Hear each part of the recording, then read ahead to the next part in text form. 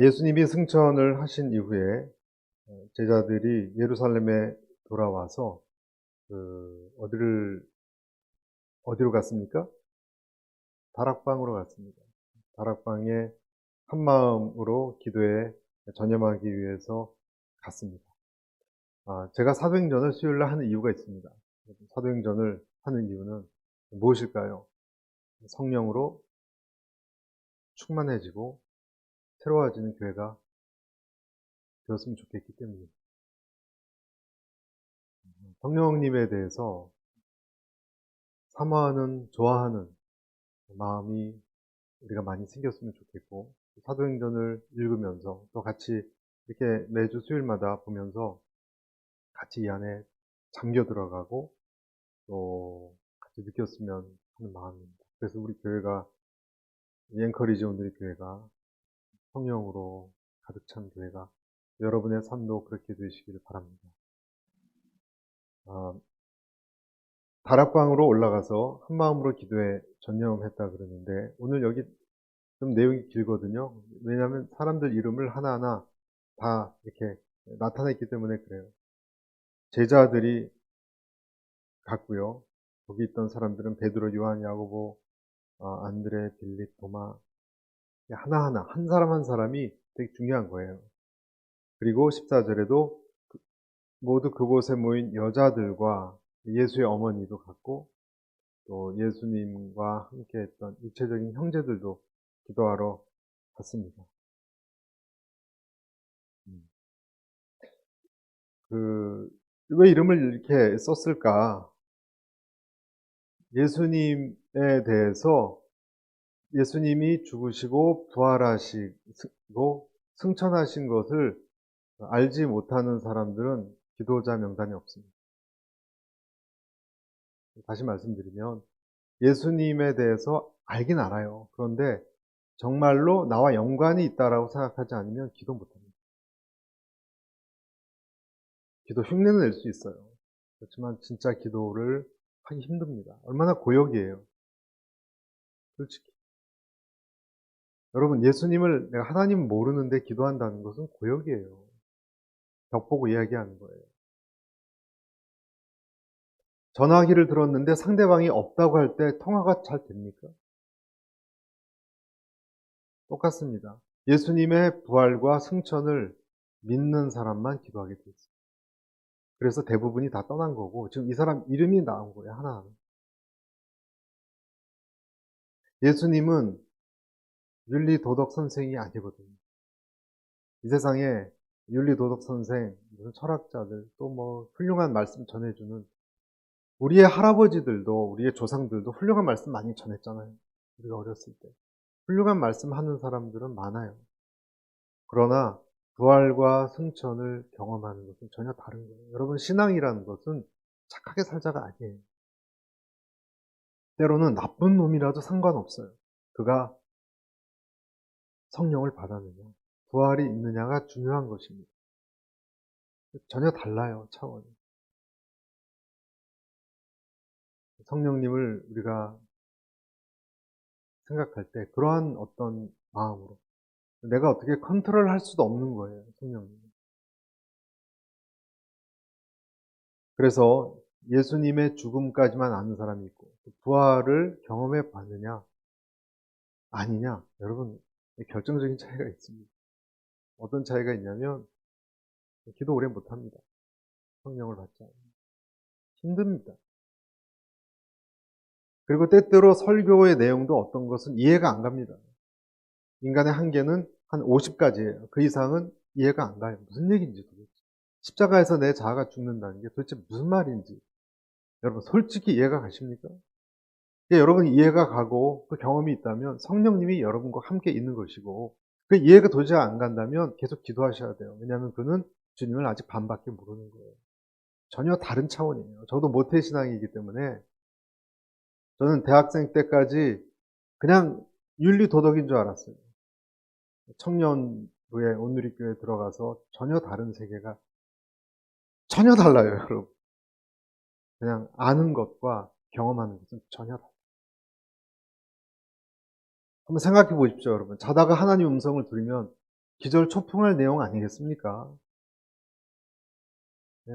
여러분 생각해 보세요. 아무도 없는데 누군가 내게 음성으로 내 정확한 상황을 말씀하셨다고 하면 여러분 기절초풍할 내용 아닙니까?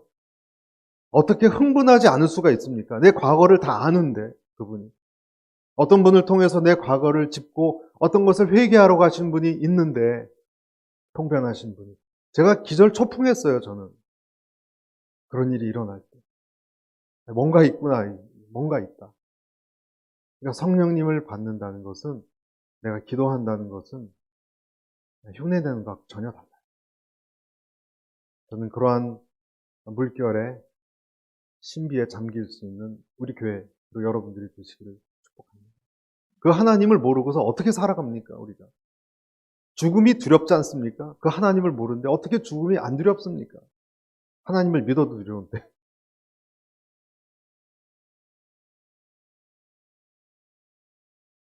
자, 그런데 여러분, 그 성령님이 임하는 것이 중요한데요. 보세요. 사도행전은 오순절 성령 강림에 대한 사건인데, 오순절 성령 강림에 대한 사건이 있기 전에 하나님이 오늘 아주 중요한 사건을, 한 사항을 짚고 넘어가길 원하셨어요. 그것이 오늘 설교 내용이에요. 다음 주에는 성령 강림이 나오는데요. 오늘은 그 전에 어떤 것을 짚고 넘어가야 된다라고 하셨어요. 주님께서. 그것은 뭐냐면 가룟 유다에 대한 얘기고요. 한 가지. 또 한 가지는 그 빈자리를 채우는 얘기입니다. 그래서 오늘 새로운 사람을 세운다라는 제목을 붙인 겁니다. 또 다른 제목을 붙이자면 반성과 전진. 한 가지를 반성해야 되고 한 가지를 그래서 전진해야 되는 내용을 다루고자 하는 것입니다. 16절 한번 보십시오. 베드로가 갑자기 기도하다가 벌떡 일어나서 이렇게 말합니다. 16절. 형제들이여, 예수를 체포한 사람들이 앞잡이가 된 유다에 관해 성령께서 다윗의 입을 통해 미리 말씀하신 성경이 이루어질 수밖에 없었습니다. 유다에 관해서 지금 얘기하고 있어요. 17절. 그는 우리 가운데 속했던 사람이었고 이 직무의 한 몫을 담당했던 사람이었습니다.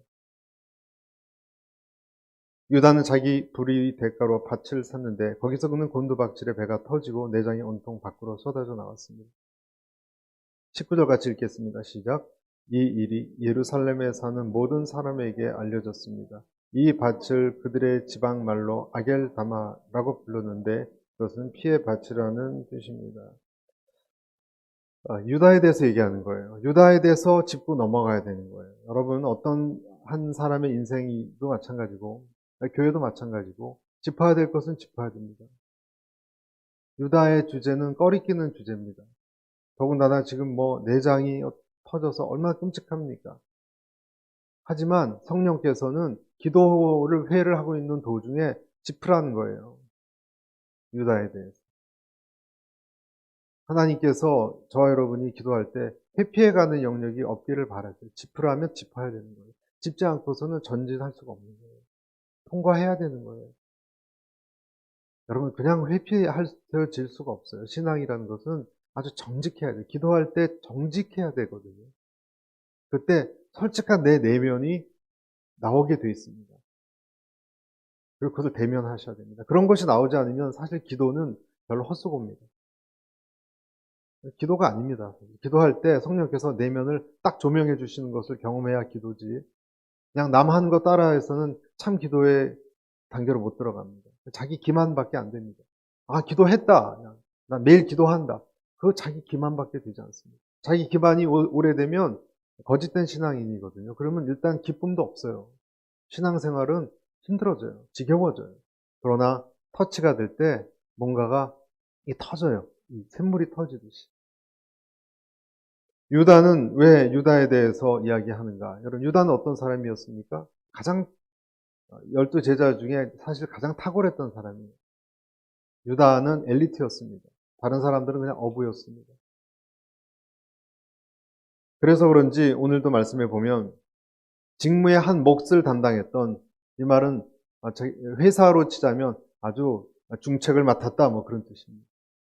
중책을 맡았던 사람이 유다였습니다. 그 정도로 그는 명민했고 명민했을 뿐만 아니라 헌신적이었습니다. 여러분 그런 사람들 말리지 못해요.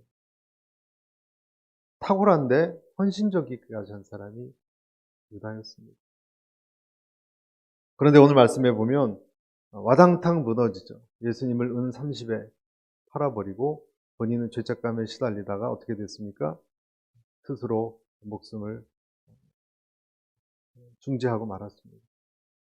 그래서 그가 죽은 곳을 피에밭 아겔다마라고 불렀다 그랬습니다. 왜 갑자기 이렇게 됐을까? 여러분 왜 그랬을까요? 그는 예수님을 처음에는 잘 따랐죠. 예수님의 말씀하는 것도 제일 빨리 이해했을 거예요. 잘 따르고 쫓다가 어느 순간 본인의 비전과 맞지 않다는 것을 깨달으면 그 즉시 그는 그때부터 갈등하기 시작했을 것입니다. 그리고 예수님과 다른 길을 나갔습니다. 우리가 잘 알듯이 다시 말해서 그는 주님의 뜻이 아니라 자기 뜻이 중요했어요. 자기 뜻이 중요했기 때문에 어느 순간 은 30에 은 30은 지금으로 하면 한 1,200만 원? 한 12,000불 정도 맞나요? 1,200만 원, 12,000불 되는 그러한 값으로 예수님을 팔았습니다. 그 대가를 받고 그러니까 어떤 내 뜻을 이루기 위해서 예수님을 팔고 대가를 받았는데 어떤 사람은 그 대가를 관리할 그릇이 못 되는 사람이 있어요. 다시 말씀드립니다. 내가 주님을 저버리고 주님을 배반하고 그로부터 얻는 이익이 있잖아요. 유다 같은 사람. 은 30이면 사실은 작은 금액이 아니에요. 그런데 그 대가를 관리할 수 있는 그릇이 안 되는 사람들은 갈등합니다. 다른 말로 하면 주님을 저버리고 내 뜻을 쫓는 것은 당장엔 좋아 보이는데 시간이 갈수록 갈등을 일으키는 사람이 있어요.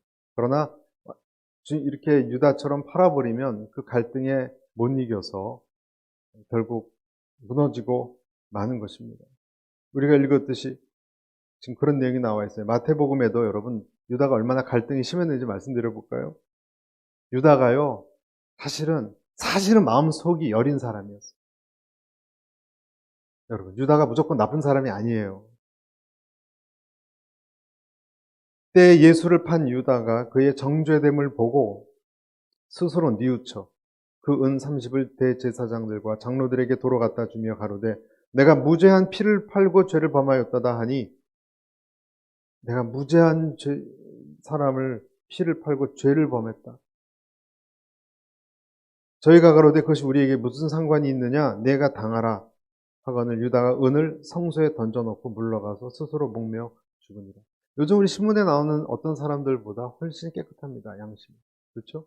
죄책감에 못 이겨서 돈도 안 받고 어떤 사람은 돈 챙겨서 갈 수도 있어요. 돈 안 받고 그냥 던져놓고 다시 되물려 달라 그러고도 양심의 가책 때문에 살지 않았습니다. 그 유다 얘기를 성령님께서 짚는 거예요. 그리고 뭘 말씀하시냐면 유다처럼 예수님을 배반하거나 예수님과 다른 길을 걸어가기로 또는 그런 결정을 하게 되면 어떤 일이 일어나는지를 보여주는 겁니다. 그렇게 우리는 살 수 없다는 거예요. 여러분 하나님의 영을 받은 크리스찬은요 하나님이 기뻐하지 않는 길을 걷는다는 것은 그때는 좀 좋아 보이고 편해 보일지는 몰라도 상당히 내 양심이 굉장히 힘들걸요. 여러분 경험해 보신 적이 있으십니까?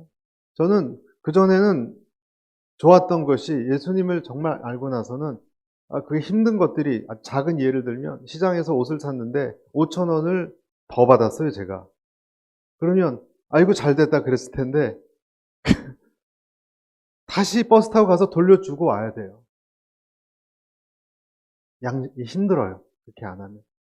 그런 경험이 있으시죠?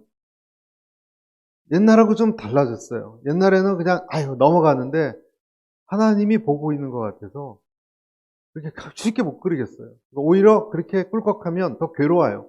그 5,000원이 뭐 얼마라고 괴로워야 됩니까? 그러니까 아예 주고 마는 거예요. 누구한테 돈 꾸면 돈을 갚고 말아야 직성이 풀리지. 하나님 보고 있는 것 같아요.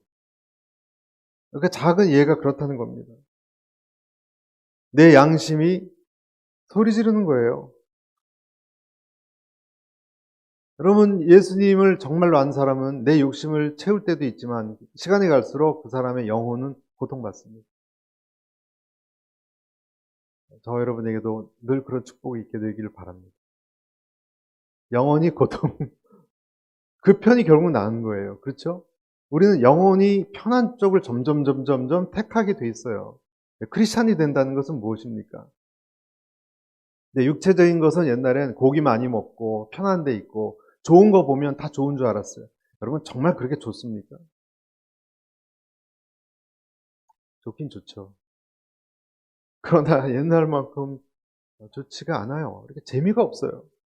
예수님을 깊이 믿으면 그런 여러분 경험하지 않습니까? 세상의 쾌락이 이렇게 재미가 없다는 거예요. 근데 찬송가를 부를 때 어떨 땐 울컥해요. 왜 그렇죠? 재미가 있어요. 하나님에 대해서 이야기하는 것이. 하나님의 사람은 이기적이면서 동시에 행복할 수 없어요.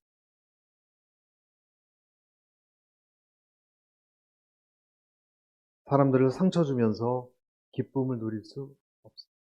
그 두 가지가 동시에 가능하지 않아요.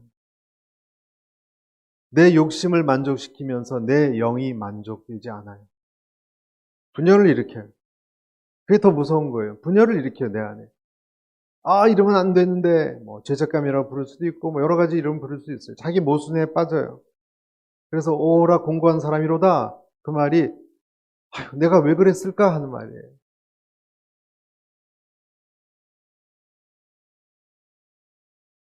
잠언서에도 의를 굳게 지키는 자는 생명에 이르고, 악을 따르는 자는 사망에 이르느니라.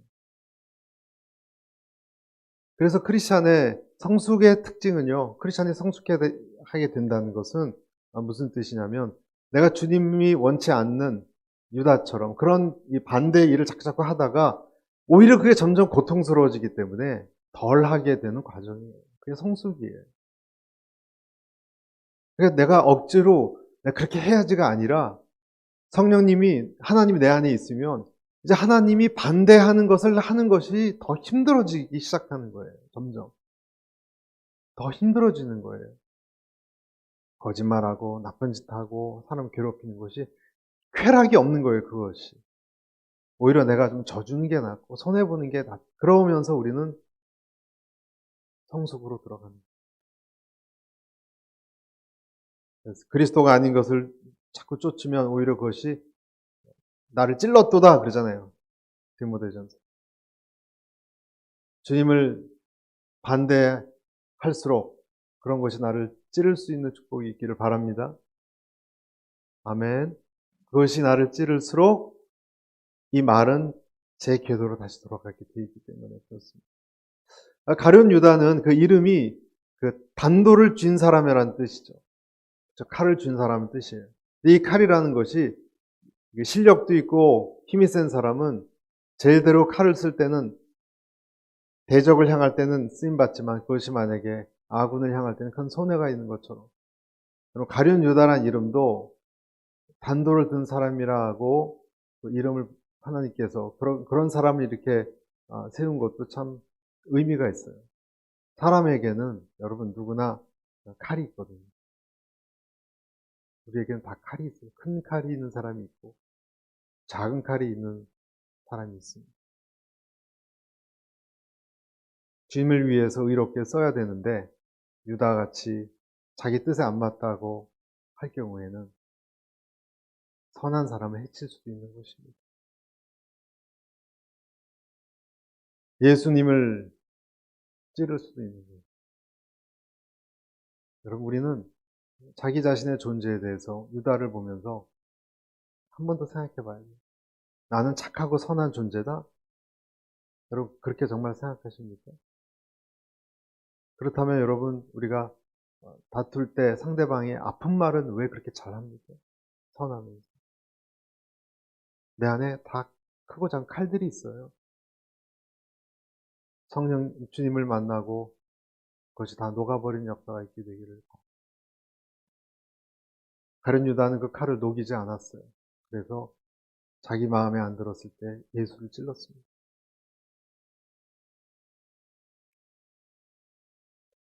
다 실수할 수 있어요, 여러분. 사람은. 여러분도 그리고 여러분도 칼이 있고요. 어떤 사람은 둥그런 모양의 칼이 있고 마음에 안 들면 샥 이렇게 하죠. 마음에 안 들면 샥 휘두르죠. 저에게도 있죠. 사람마다 다 있죠. 건드리면 안 되는 샥샥 휘둘리죠, 우리는. 베드로도 있죠. 그러나 가룟 유다와 베드로의 차이는 둘 다 죄인이고 둘 다 칼이 있던 사람이거든요. 어떤 차이가 있었을까요? 가룟 유다는 회개하지 않았고 베드로는 회개했습니다. 거기서 결정적인 차이가 나는 거예요. 사람은 누구나 하나님에 대해서 실망하고 불의한 선택을 할 수 있습니다. 그러나 다시 돌아와야 됩니다. 이것이 유다와 베드로의 결정적인 차이였습니다. 둘 다 인간성은 비슷하게 안 좋아요. 그런데 한 사람은 돌아왔고 그러면 된 거예요. 사도 바울 같은 사람은 더 안 좋았어요, 여러분. 그러나 그는 주님 앞에 날마다 돌아오기 때문에 괜찮은 거예요. 은혜를 아는 사람과 모르는 사람의 차이입니다. 주님께 돌아온 사람은 안식이 무슨 뜻인지 좀 이해해요. 그리고 은혜가 무슨 뜻인지 좀 이해해요. 유다가 무릎 꿇고 돌아왔으면 주님이 용서했겠습니까? 용서했을 거라고 생각해요. 여러분들 그렇게 믿으시죠? 그 마지막 날까지 예수님이 뭐 떡을 찍어서 내게 주는 자가 그 자다. 자꾸 암시를 하잖아요. 마지막 만찬 때. 왜 못 알아듣냐? 마지막 기회다. 마지막 기회다. 이제는 더 가면 안 된다. 계속 그런 거 아닙니까? 돌아왔으면 주님은 받아줬을 겁니다. 안 돌아왔어요. 유다에 대해서 지금 짚고 있는 거예요. 성령님이. 성령 새 강림을 얘기하기 전에 유다에 짚고 넘어가야 되겠다 말씀하신 것이고, 또 한 가지가 뭐냐면 베드로입니다. 베드로.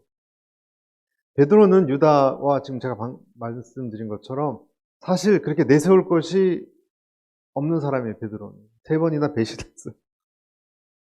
비교해 봤을 때 자격도 없는 사람이에요. 그런데 벌떡 일어나서 오늘 16절에 형제들이여 예수를 체포한 사람들의 앞잡이가 된 유다에 관해 성령께서 다윗의 입을 통해 미리 말씀하신 성경이 이루어질 수밖에 없었습니다.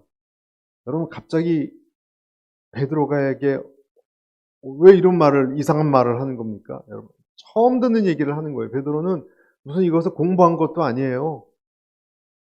그냥 그냥 어떤 깨달음이 온 거예요. 그래서 딱 2개, 시편 69편하고 시편 69편에 남아있는 내용, 시편 109편을 얘기하면서 가룟 유다에 대해서 딱딱딱 얘기했어요.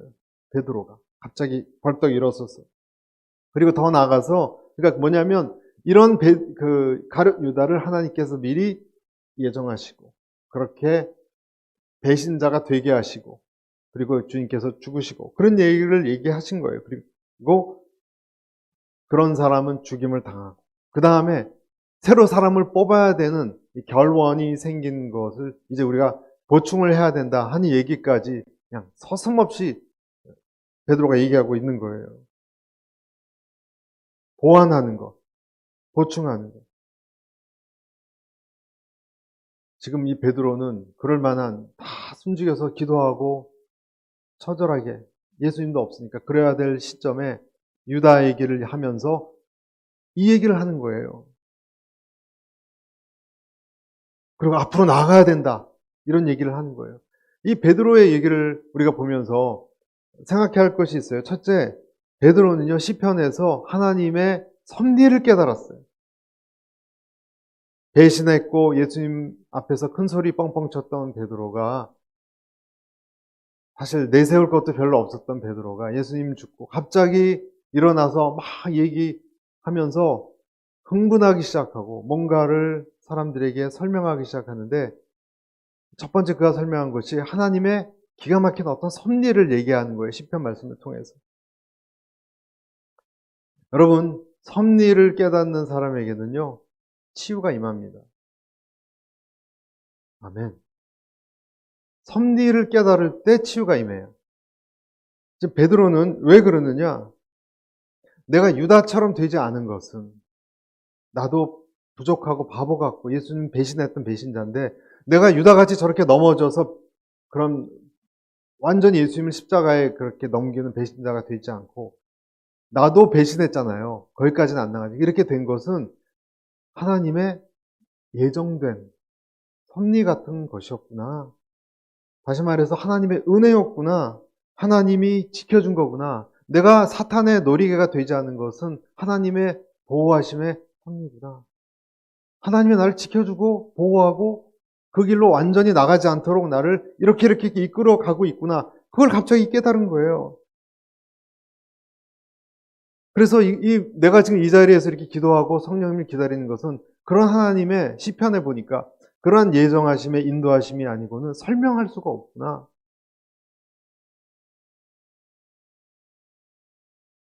그래서 미리 말씀하신 성경이 응하였으니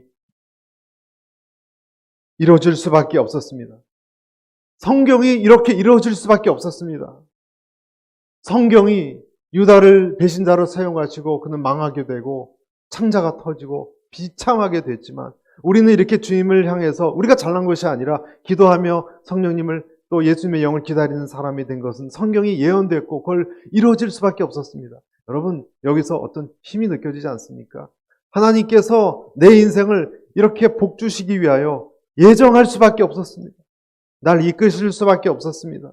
내가 아무리 배신하고 변절하고 해도 하나님은 나를 다시 제자리로 돌이켜서 하나님의 그릇으로 만들어갈 수밖에 없었습니다. 여러분 이 강력한 얘기 앞에 우리가 너무 감사 그리고 치유가 되는 것 같지 않습니까? 여러분 우리가 하나님의 손에 붙들려 있지 않다면 얼마나 불안합니까? 불안하지 않습니까? 그런데 이 모든 것이 우리가 지금 잘난 사람만 나와서 기도하고 뽑힌 사람만 있는 것이 아니라 우리를 내가 무엇이 더 선한 사람인지 나쁜 사람인지 그런 것과 상관없이 하나님이 우리를 자녀로 만들어 주셔서 기도자로 만들어 주셔서 여기에 있는 것입니다. 요한복음 6장 39절 나를 보내신 이의 뜻을 행하려 함이니라. 나를 보내신 이의 뜻은 내게 주신 자 중에 내가 하나도 잃어버리지 아니하고 마지막 날에 다시 살리는 이것이니라. 예수님이 하신 말씀이에요. 내게 주어진 자는 하나도 잃어버리지 않고 살린다 그랬습니다. 저와 여러분이 주님에게 이러한 사람이라면 우리는 잃어버려지지 않아요. 잃어버려지지 않아요. 넘어질 수는 있어요. 잃어버려지지 않아요. 나쁜 길로 갈 수도 있어요. 그러나 때로는 고난을 통해서라도 되돌린다면 그래서 구원의 길을 절대 놓치지 않게 한다면 여러분 이것처럼 내 마음에 큰 안식이 어디 있습니까? 이것은 내 의지보다 훨씬 강력한 어떤 거예요. 그것이 나를 지금 붙들고 가고 있다니까요.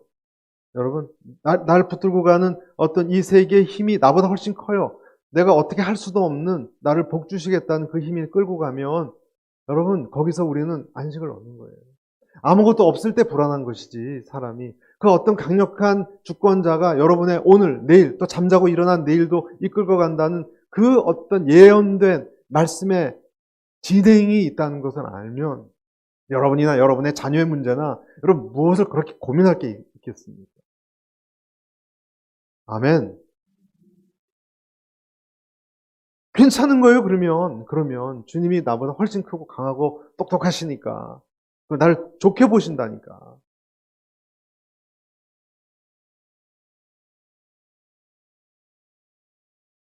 나를 보내신 이의 뜻을. 여러분, 나를 아는 자가 계시다는 것이 든든하지 않아요? 나를 아는 자가 지금 우주를 통치하시는 분이 계세요. 든든하지 않습니까?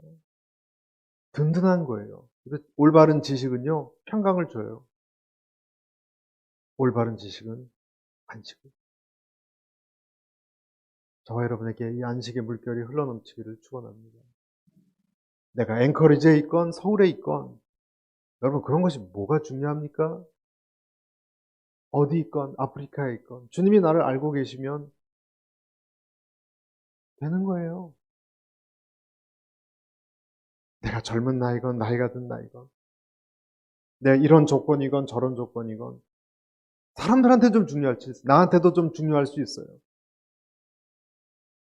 하나님이 다 알고 계시다. 얼마나 자유합니까? 얼마나 자유합니까? 누가 나를 괴롭혀도 자유해요. 그렇죠? 교통사고가 났어요. 교통순경이 다 봤어요. 뭐 그렇게 멱살 잡고 싸울 일 있나요? 다 보셨는데. 뭐 그렇게 억울해요? 다 심판하신다.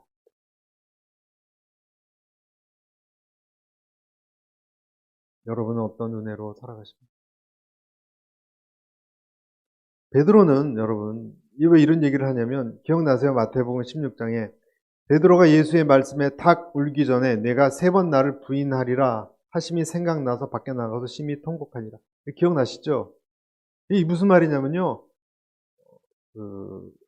자기가 3번 부인하고 진짜 통곡했는데 그때 생각이 난 거예요. 예수님이 내가 그렇게 호언장담할 때도 넌 날 3번 하고 부인할 거야. 배신자가 될 것도 아셨어요. 근데도 사랑하셨잖아요, 나를. 그러니까 다 아셨다는 거예요, 베드로에 대해서. 다 내다보셨다는 거예요. 저는 내가 하나님에게 지금 붙들려 있고 그의 계획 속에서 넘어져도 돼요. 넘어질 수도 있어요. 그러나 다시 나를 일으키시는 그분이 나를 주도하고 있음을 믿습니다. 여러분도 그것을 믿으셔야 됩니다. 안 믿으면 여러분이 손해입니다. 믿으면 평강이 옵니다. 두 번째, 첫째는 그래서 베드로에게 섭리가 중요하다 깨달아요. 두 번째는 하나님 떠난 사람의 말로가 비참하다 하는 걸 깨달았어요. 다시 말씀드리지만 거처로 황폐하게 하시며 거기 거하는 자가 없게 하소서. 아까 베드로가 오늘 말씀에 그 두 가지 얘기했죠. 시편 69편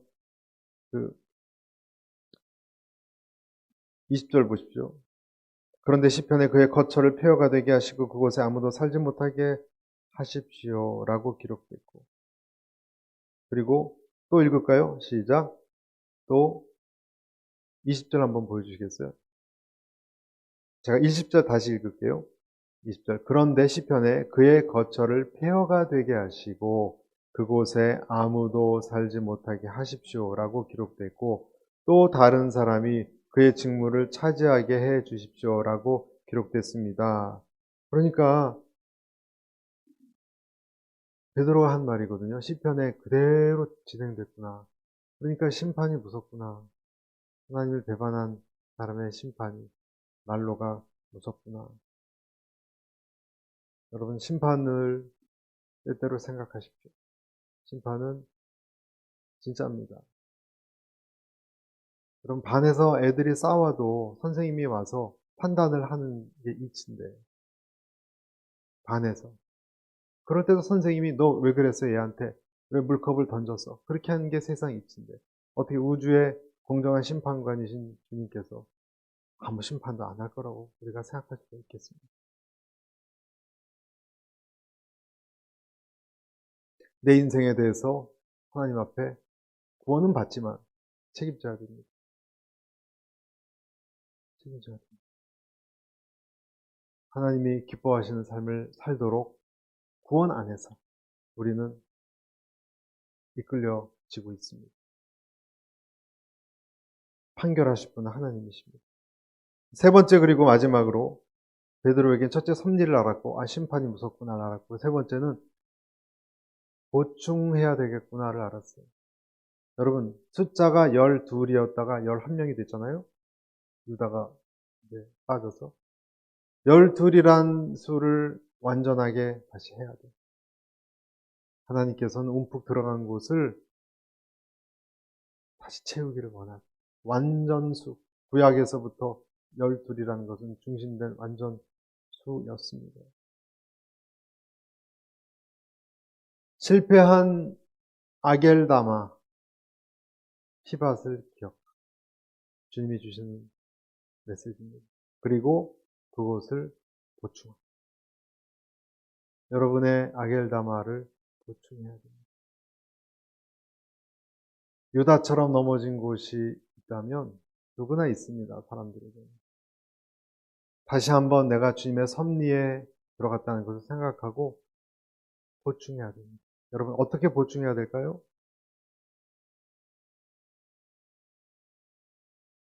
12명으로 채울 것을 주님께서 명령하셨어요. 그러므로 주 예수께서 항상 우리와 같이 다니던 동안에 곧 요한이 세례를 주던 때부터 시작해 예수께서 우리들 가운데서 하늘로 올리워 가시기까지 22절 함께 다니던 사람들 가운데 하나를 뽑아 우리와 함께 예수의 부활에 대한 증인이 되게 해야 합니다. 23절 또 읽겠습니다. 그래서 사도들이 두 사람 곧 바사바 또는 유스도라고도 불리는 요셉과 마띠아 두 사람을 추천했죠. 바사바, 유스도라고 불리는 요셉과 또 마띠아, 요셉, 마띠아 두 사람을 추천했습니다. 24절 그리고 그들은 모든 사람의 마음을 아시는 주여 이 두 사람 가운데 주께서 택하신 사람이 누구인지 보여주셔서 25절 이 봉사와 사도의 직무를 대신 맡게 해 주십시오. 유다는 이것을 떠나 자리로 갔습니다. 라고 기도했습니다. 26절 마지막 그리고 나서 그들이 제비를 뽑았는데 마띠아가 뽑혀서 그가 11 사도들과 함께 사도의 수에 들어갔습니다. 보충을 하는 것을 하나님께서 원하시는데 어떤 사람으로 보충을 해야 되는가? 요셉, 아까 말씀드린 그 바사바, 유스도 이렇게 알려진 사람이 한쪽에 있었고 또 한 사람은 이름 뭐라고요? 마띠아. 마띠아라는 사람은 이름이 없는 사람이에요. 드러나지 않은 사람이에요. 그런데 충성된 사람이에요. 세례 요한 때부터 지금까지 항상 예수님과 함께 다녔던 사람이에요. 사도가 아니었어요. 마띠아 복음 그런 거 없잖아요. 사도가 아니었어요. 근데 사도처럼 살았습니다. 예수님이 다른 사람을 부를 때 마태를 부르고 이렇게 할 때도 그렇게 부름받지도 못했어요. 그런데 충성스럽게 따라다녔습니다. 여러분, 직분을 받아서 충성하는 것은 어쩌면 당연한 거예요. 직분 없이 충성하는 것이 진짜예요. 직분을 받지 않아도 충성한 사람이 있었는데 가룟 유다를 보충할 사람을 정반대 기질을 가진 사람을 성령님께서 정해 주셨어요. 여러분, 예수님을 소리 없이 이름 없이 따른다는 것은 그렇게 쉬운 일은 아닙니다. 왜? 시험이 없고 갈등이 없었겠습니까? 그러나 소리 없이 꿋꿋하게 기도하며 이겨냈습니다. 예수님의 몸인 교회를 이름 없이 계속 섬기는 건 쉬운 일 아닙니다. 내 목소리를 크게 내지도 않으면서 내 할 바를 끝까지 하는 사람 존경합니다. 주님이 알아보셨다.